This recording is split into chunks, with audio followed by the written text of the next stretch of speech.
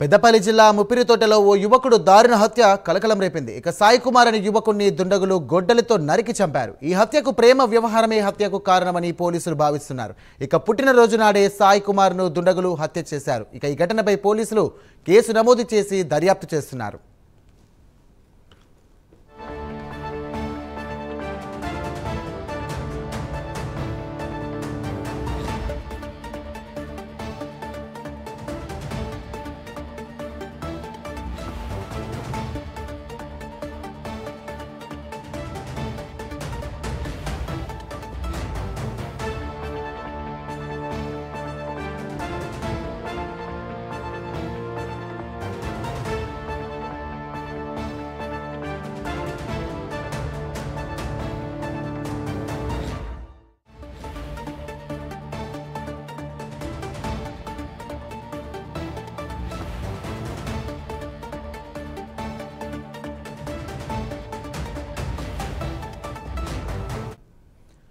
Right breaking చూస్తున్నాం. పెద్దపల్లి జిల్లాలో దారుణం చోటు చేసుకుంది. ముప్పరితోటలో ఓ యువకుడి దారుణ హత్య కలకలం రేపింది. సాయి కుమార్ అనే యువకుడిని దుండగులు గొడ్డలితో నరికి చంపారు.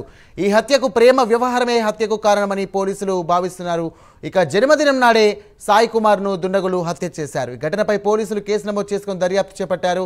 దీనికి సంబంధించినటువంటి మరిన్ని డీటెయిల్స్ మా కరెస్పాండెంట్ కరీంనగర్ రాజు అందిస్తారు. రాజు, చెప్పండి. సాయిరాం పెద్దపల్లి జిల్లాలో పరువు హత్య కలకలం రేగింది. జిల్లాలోని ఎలిగేడ్ మండలం ముప్పిరితోట గ్రామానికి చెందిన సాయి కుమార్ దారుణ హత్యకు గురయ్యాడు. ఈ హత్యకు ప్రేమ వ్యవహారమే కారణమని ఆ పోలీసులు అయితే ప్రాథమిక విచారణలో తెలిసింది. ఆ గ్రామానికి చెందిన యువతితో సాయి కుమార్ ప్రేమ వ్యవహారాన్ని కొనసాగిస్తుండడంతో ఆ యువతి తండ్రి ఈ హత్యకు పాల్పడ్డాడని అయితే ప్రత్యక్ష సాక్షులు అయితే చెప్తున్నారు.